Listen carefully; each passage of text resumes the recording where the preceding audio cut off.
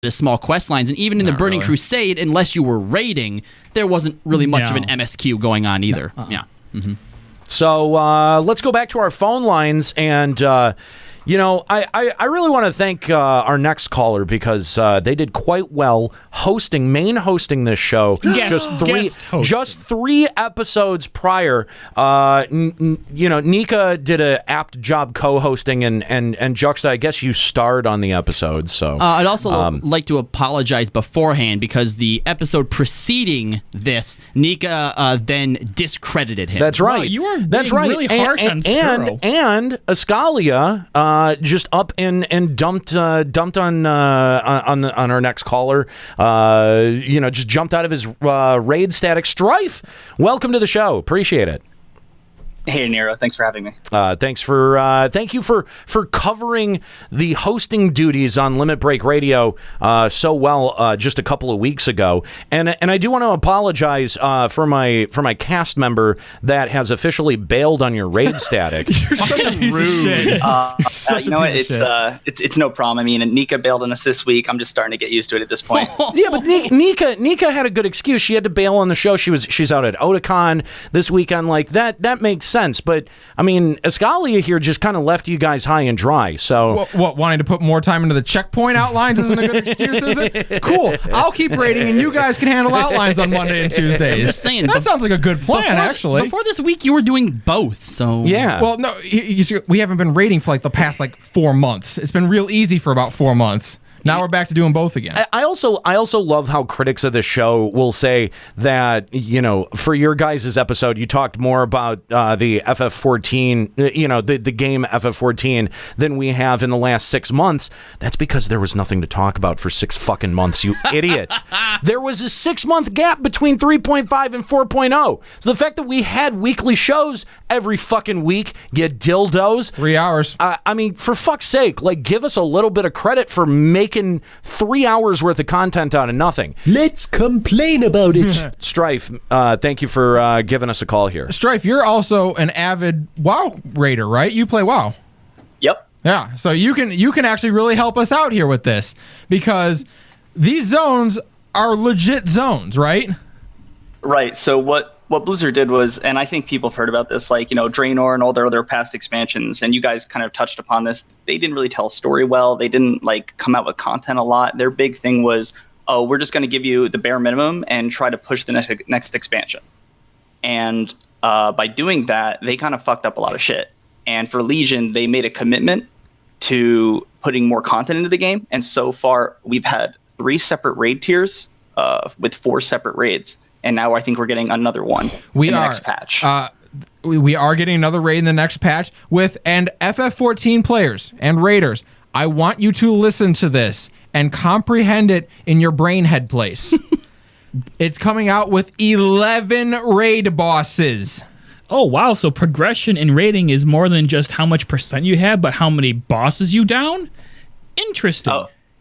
Oh, it gets better than that. So, Ascalia, I was playing with your cousin, right? Zyle, right? Mm-hmm. And we've been doing Mythic Plus dungeons where you get a group of 5 people together to do a dungeon, right? And it periodically gets harder, and you change what dungeon you're doing, and it's like a speed run where different Diablo-like RNG things happen to the enemies, where every 3 seconds, everyone in the party explodes for 20% of their health, crazy stuff like that. Right. And we did one the other night, and we did really bad at it, actually. And when was we got it Kyle's to the end, fault? Surprisingly, no.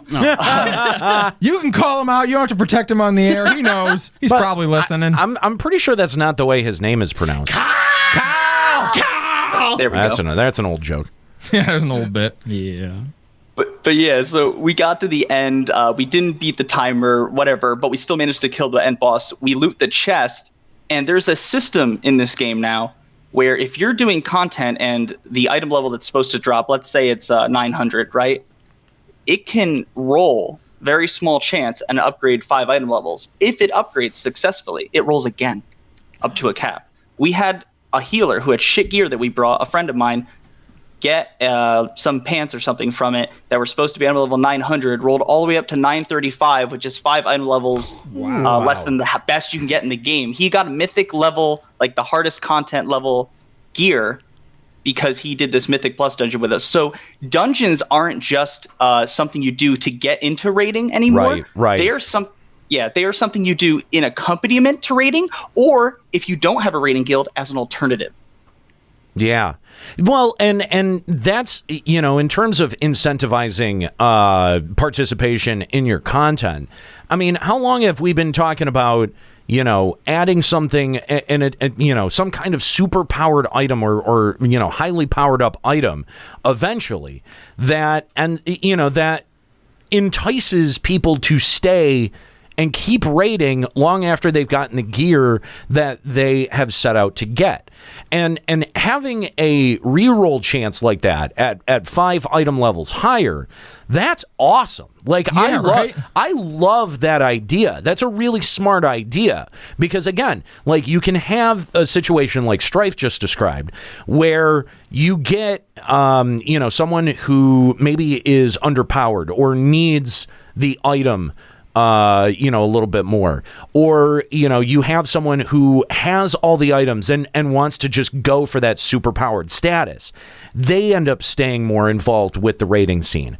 There are so many benefits to having a piece of not just arbitrary glory gear, but something that actually statistically gives you an advantage or helps you, move forward in progression. Because I think that, when you bring up this idea that, people who are either satisfied right now or want to argue against the point will say that, oh, well, that will make the rating and progression environments really unbalanced.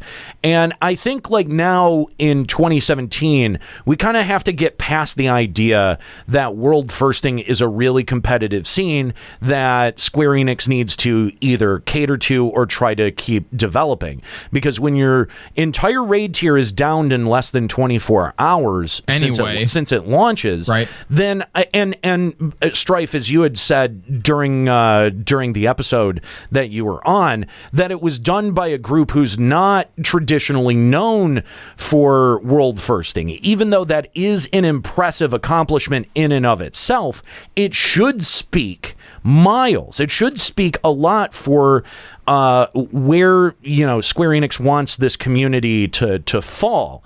And if you're only offering up 4 bosses, if you're only offering up 4 very short, minimal experiences in your raid up against World of Warcraft that's pumping out 11 per tier, like that's like, how can Square Enix think about that's one shy of all of Alexander, right? Like, how can I just don't understand how this kind of format and calling it raiding in FF14 is acceptable. And I think that, the people who are very frustrated with raiding as it exists right now have very valid complaints. And again, these are kind of things that we've seen coming for a long time now, where you don't give the player anything more interesting than a circle battle arena and one big thing to fight, then players are going to lose interest. You've still got that gear carrot, but you don't have any of the story carrot. Well, and we've talked about issues before, like, oh, but if Mythic Dungeons are pumping out, gear that is the second highest tier, like, what's really the incentive? And Strife, maybe you'll back me up on this. Do the raids in that game not usually have MSQ implications? Correct. The raids, while they tell a story and they might touch upon something in their quote-unquote main storyline, they're really for gameplay. And since there's 4 different difficulties, it's kind of, you don't go in there to a hard difficulty expecting to get story out of it, because you've already seen it from an easier difficulty. They're really separate. Sure. But there is obviously still major lore implications within these raids. I mean, I vastly enjoyed doing the Emerald Nightmare, because the Emerald Dream is basically like a spiritual sort of mirrored version of Azeroth. And in this particular raid, an old god has corrupted is it an old god? Whatever. There's a corruption in the Emerald Dream. Yeah. And so you're basically in like this corrupted version of Azeroth, and you're seeing all these major lore figures, like these gods that have been corrupted by it. And Dynamis Azeroth. Like, actually, you go in there. Like, when you go into Alexander, it's like, all right, we're in Alexander fighting bosses we've never heard of for no reason besides the fact that that's what we do. Yeah. And then at the very end, okay, There's Alexander. Good point, Colin. Right. And actually, Kala, it even goes deeper than that. That raid you mentioned, they even gave us hints from one of those bosses that whispers nonsense to you while you're killing the trash around him, giving hints about the corruption of famous heroes in the story. Yes. Like, he gives riddles. Like, That's it's right. insane. Actually, one of the first ones that did that was when you fought Yogg Saron down in the Correct. bottom of Ulduar, and it kind of hinted back to stuff that happened again in like Warcraft 3, and basically sort of put a new spin on it because now new details are emerging as to why those things happened. And then compare that up against something like Alexander, which, you know, it's not that it didn't have zero lore implications. Yeah. It did, and it worked in a plot point from 1.0. Remember that horn? Here it is. But yes, that's what I was driving at, is that it did it in a very uninspired, shoehorned way that felt like, oh, we didn't connect the storyline at all to the world. We need a MacGuffin to shove in there as, you know, a plot device to make this connect a little bit more. Well, and meanwhile, it wasn't like you fought a boss who was using the horn against you. It was You fought Refurbisher. You fought Arc Chaser, Cruise Chaser, which, while it was cool to see Arc in the game, if, you know, Arc served some purpose other than being the boss of A11. But I mean, like, that's the thing, though, is that how many times, whether they're dungeon bosses or whether they're raid bosses, does, you know, a boss that you're fighting rely on previous knowledge of FF4 or Final Fantasy games, or having some kind of pre-existing context to go, oh, hey, that's from FF6. Right. Or, yep. Yeah. See, That's from FF5. Every boss within a WoW raid, there's a reason that it's there. And even if it's just a small story, it has a story behind it. Well, like, what's the raid from ages ago? I'm dating myself here, but where you fought Patchwork. He's the very first boss. Nax Ramus, yeah. But literally, he's there kind of as just like the guardian of that place, and he's effectively your DPS check. Yep. But there was a purpose for him to be there. Right. He was the Lich King's avatar of war. But I mean, like, That's lore for you. So how is it that it's so much more frustrating for me to go, like, be in the middle of Stormblood and go, yeah, this isn't fucking doing it for me, when I know what is laid out ahead of me. You know, the plot's not doing anything for me right the fuck now, and clearly rating is not gonna hold me there once I get to that point. Like, what? Like, I just, it's, and I don't want to quit. Like, that's the thing. I don't want to quit. I don't want to cancel my sub. It's not like I don't like the game. I do like the game. But I think, you know what? I think if you go back and listen to the show's progression, as soon as we knew that we were going to the east, and as soon as we knew that we were getting Kugane and all of that stupid bullshit, the samurai announcement, as soon as we knew that we were going there, I started to check out. I started to go, fuck, this is going to turn into anime. It's going to be fucking stupid. And in my head, I started to pull back already. And now that we're, you know, like you guys had talked about the honeymoon period on one of the two shows that I wasn't here, and how that's ending so much quicker. But I think I never got to the point where I was able to, you know, be hyped enough about it to get the honeymoon period. He never went to the bedroom.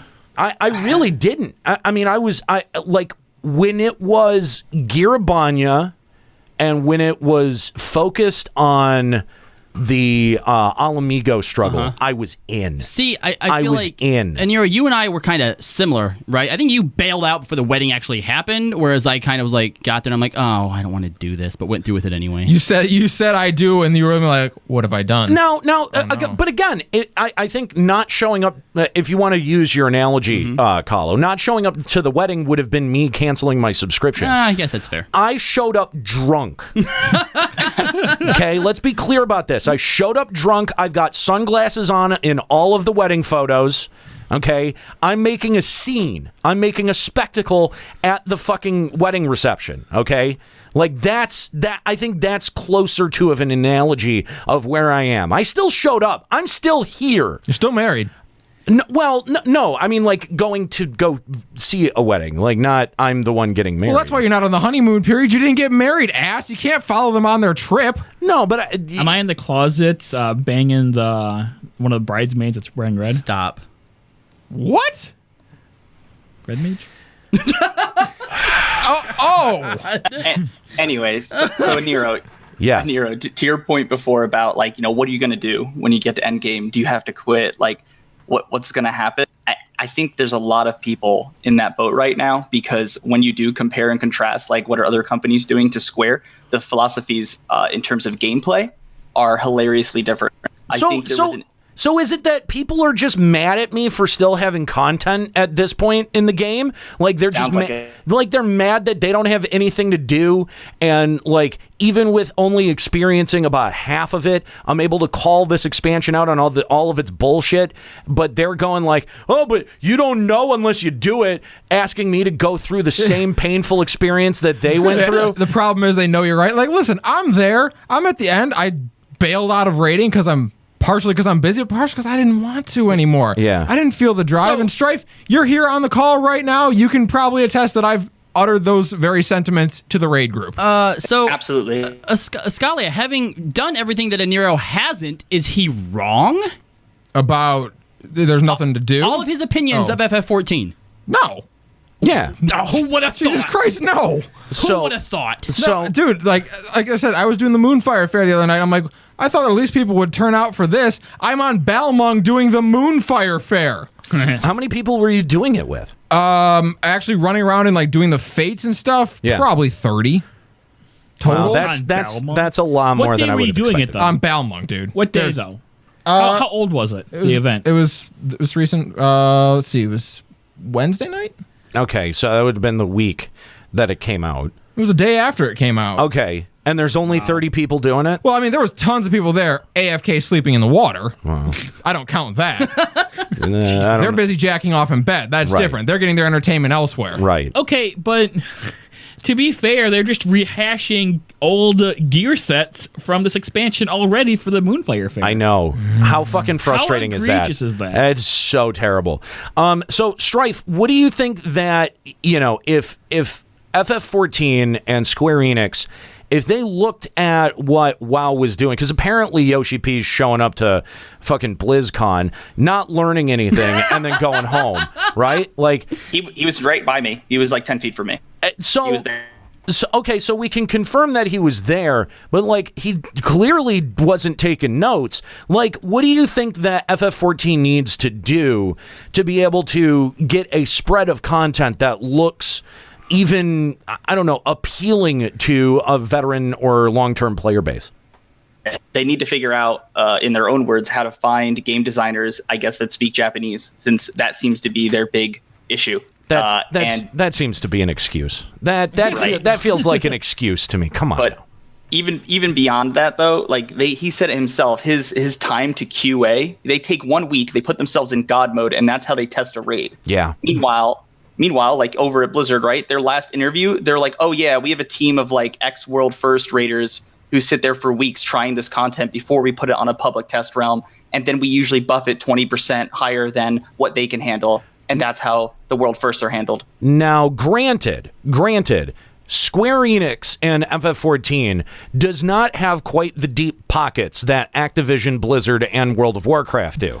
Okay. Then again, no one does. No one does. I'm pretty sure. Nintendo. I'm pretty sure that Activision Blizzard has more money than the fucking Vatican at this point. Okay, like they have so much money, it's ridiculous. So they can pay a group to QA test that kind of stuff, whereas FF14 may not have those kinds of resources. Okay, hang on. Let me finish. Okay.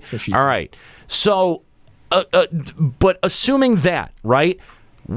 Strife said something very important in there. They have a PTR. They have a public test round. They have public servers, and they're collecting data on these battles long before they implement them into the fucking game.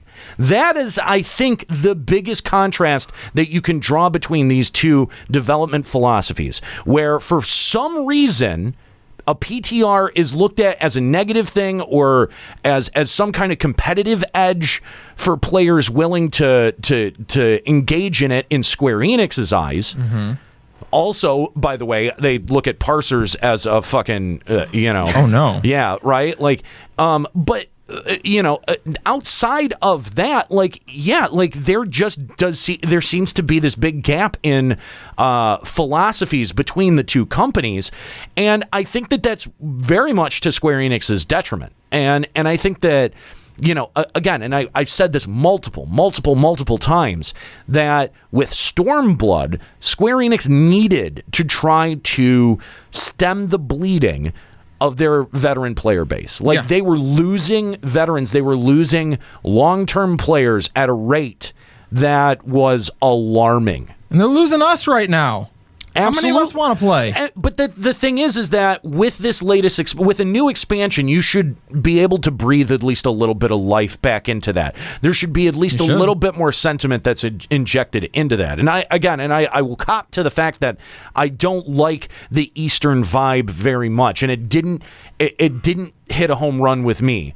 And it might do well with some other people, and including some veterans. But I think in terms of general, veteran sentiment, that it is really hard to find people who have been playing this game for a long time that are still saying great things about it. Dude, let's strip out all the Far Eastern stuff, all the weeaboo trashing. Who cares about? At the end of the day, who really cares about any of that shit? If the game was good, you wouldn't say a word about it. It wouldn't matter.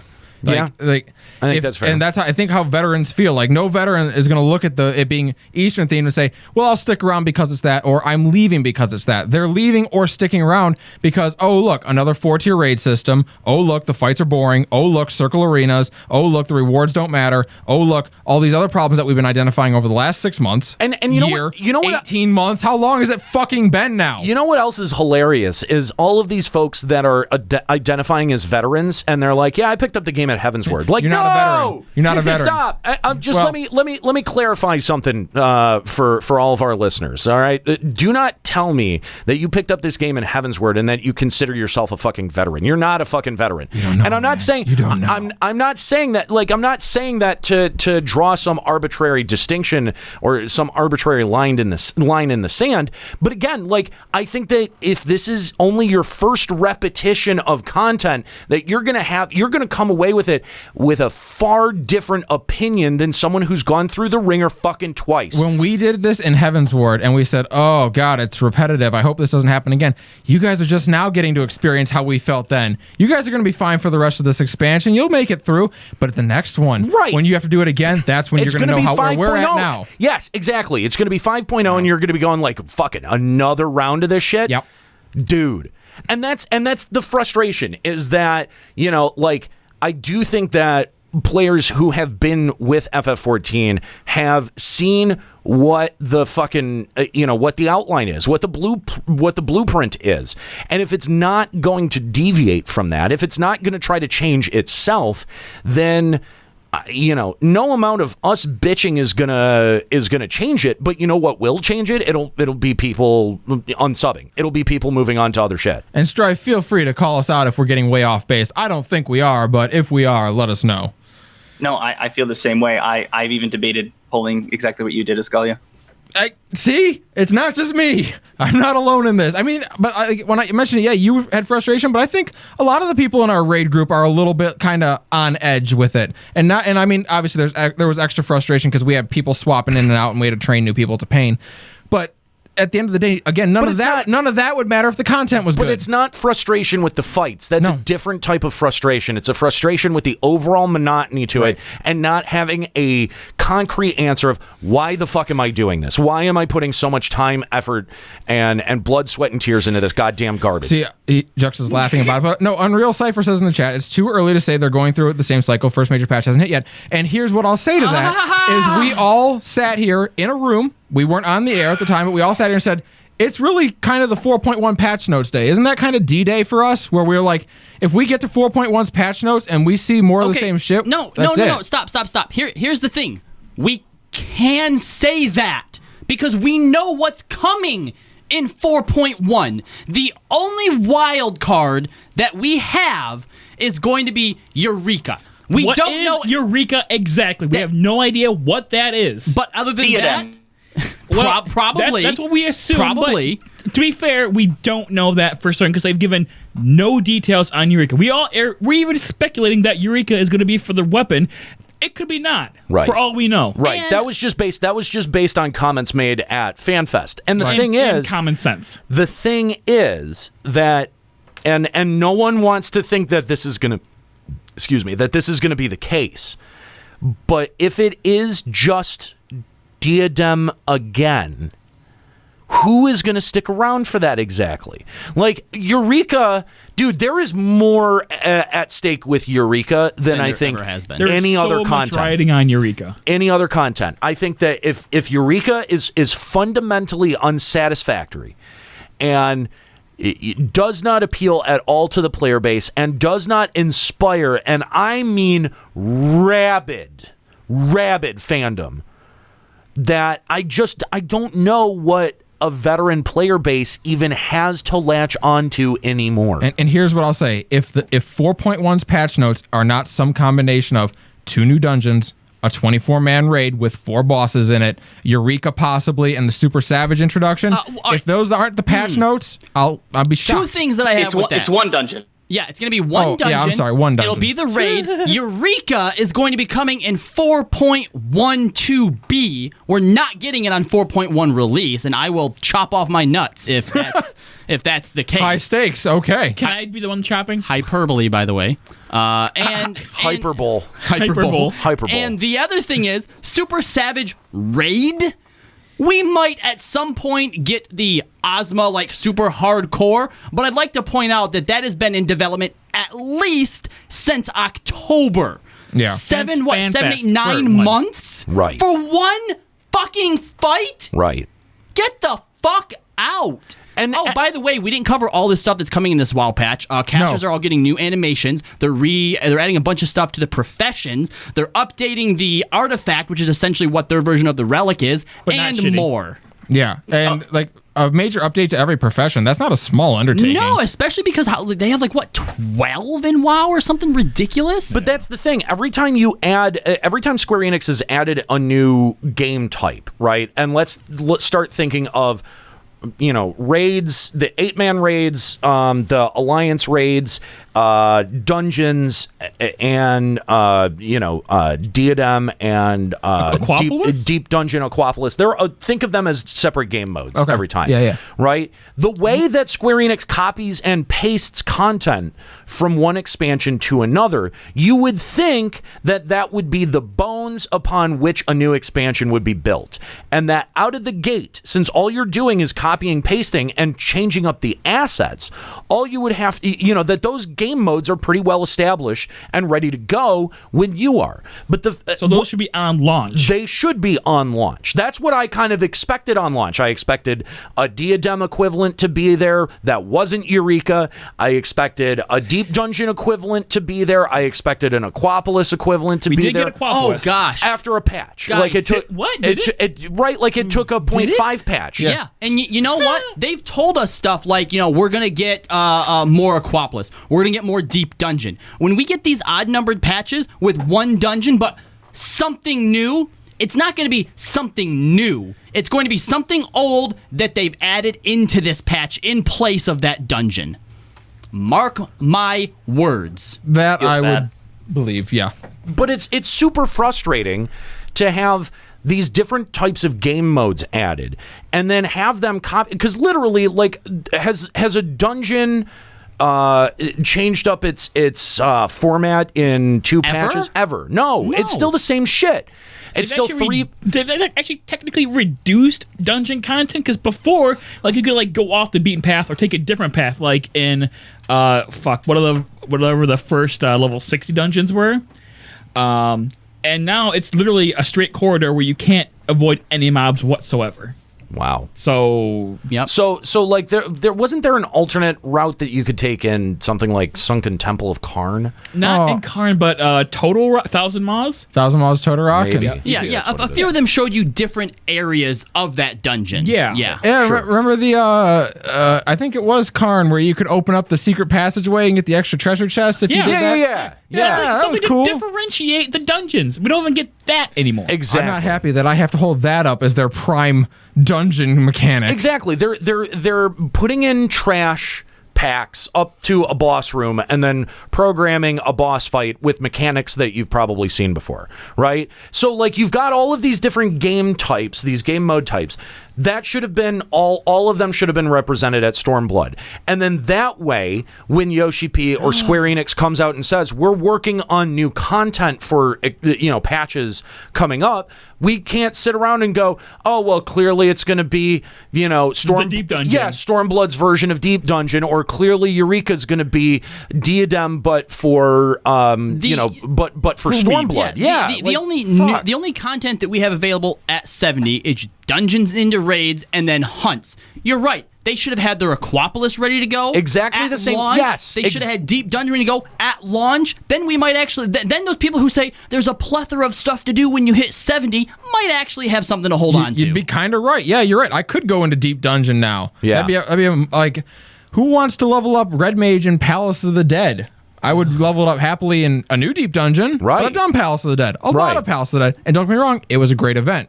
But it was, but it needed to be. Great event. I need more now. Dude, it needed to be there at launch. Am I fucking crazy? Like again, does this make me an asshole to say this? Like that my expectation was something a little bit more than Stormblood was able to deliver? Because if you believed my fucking Twitter feed, you would think that I'm the biggest asshole for saying that Square Enix needed to take 6 to 12 more months to develop this shit. I'll be honest, it's probably more in like 6. Well, remember, they were actually going to have a new PvP mode at launch, but it was too much work for the dev team.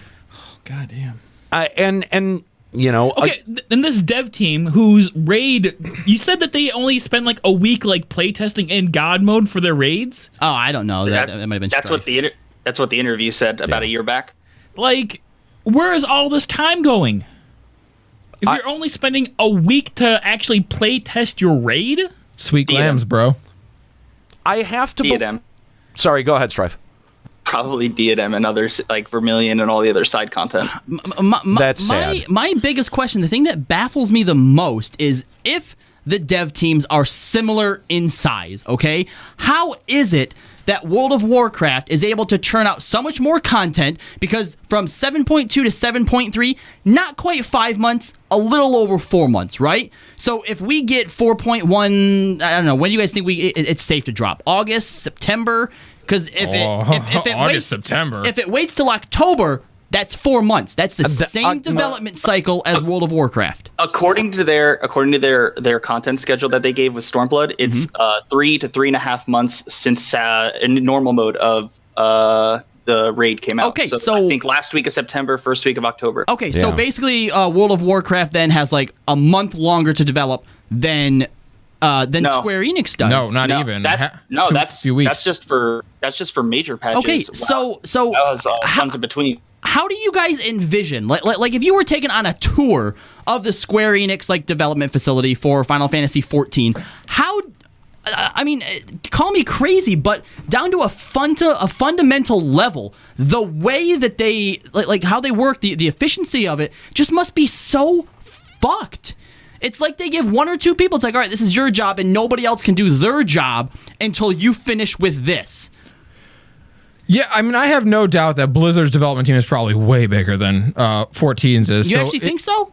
I would be shocked if it wasn't. I mean, because to me, that makes sense. You're right. If it was bigger, because they have, again, way more money, they've been going a lot longer, then by all means, that makes 100% sense. But if we were to believe that, that one study that was up on Reddit, that even if it's close, like even if it's just like a 20, 30 person difference, you think that would make up for the amount of content we see? I have to imagine that like all the programmers at Square Enix are bitter old men who don't want to work on 14, and they've just been shuffled around the Square Enix headquarters that they just don't care and they don't work. That's what makes the most sense to me, is just the way that they manage their workflow is just so ineffective and dated. It's the only thing that makes sense. No. They dismissed Hiromichi Tanaka a while ago, so...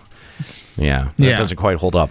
The thing I honestly am starting to feel like the dev team is quite possibly really lazy. And I know that sounds really harsh saying that, but all you ever hear out of Square Enix or Yoshi P I'll ask the dev team. Is that, they're working so hard and they're so tired and they want to break. And like, last year we had that big piece of downtime between 3.0 and 3.1. For the 2-week vacation. That was Yeah. 2 years ago now. That's how was long 2 ago that years? was. That was 2 years I need to ago, call wow. somebody out really quick. Warweezy said, to be fair, WoW is geared to run into potatoes. They can create most of their assets in MS Paint. And FF14 That's reuses FF11 assets. There's Cardians in the fucking... That is true. That one dungeon. That is Come true. on. Yeah. That and World of Warcraft is like having graphical updates in Legion, like major ones. So Not just FF11, but I mean like FF12 models, FF13 models. Yeah. I mean, it's not like FF14 doesn't have pre-existing content to be able to pull from It's not like if they they don't want do it to. every And fucking patch. the willingness of Blizzard to update things that within like the engine, like the idea that now all levels scale and stuff like that, whereas it takes Square Enix an entire expansion to be like, okay guys, we've made it so that we can put extra inventory, or Right. we can now display more things on screen and give you a mount speed increase. And now you You're can queue welcome. up with your chocobo. By the way, for any Redditors listening, just another subtle reminder that this was my topic and not a Nero's. Yes. Yes, but you are interpreting it correctly. We do want them to make FF14 more like WoW. I mean- not 11. WoW. Yeah. I mean, More like modern WoW. yeah, modern WoW, new WoW, just to be. I mean, because I don't want them to get this wrong. considering FF14 is as much of a WoW clone as you can kind of get at this Yeah, point. yeah. You know what I mean? Like, I don't understand though. But what I don't understand is why their philosophy is stuck at like vanilla WoW. You know what I mean? Like their philosophy in terms of game design, rewarding players, it's like they've learned nothing, and they already have 5-6 years of Yeah. FF14 under their belt. A lot of people in chat are and saying- FF11 before that. Like, for fuck's sake, man! Like, you should have been able to figure out how your loot table should work. Yes, a lot of people in the chat are trying to make excuses like, well, in that interview, they're not experienced with an MMO. All right, but within the 2 expansions we've seen now, there hasn't been any growth. They're not adding anything. No, it's getting literally worse. Copy Yeah. and paste. Yes, with less effort being put in. We're back to 1.0 with copy and pasted environments, except now it's copy pasted content. Yeah. Which is worse? Like, I think that the zones are more easy to recognize. Like, it's easier to identify The that. zone design's way better in this expansion. I admit Absolutely not, and even right down to Stormblood. Stormblood, all of the zones are impeccable, memorable. They're impeccable. that. Yeah, absolutely. They're well done. It might be the only good thing about this. It's certainly the expansion. best thing about this expansion. Strife, thank you so much for the call, as well as for hosting for us 2 weeks ago. We appreciate it. If you want to call the show, Limit Break Radio on Skype, 810-515-8715, limitbreakradio.com/Discord to give us a call on Discord. We'd love to hear from you. What are your opinions, FF14 versus WoW? Has any of the WoW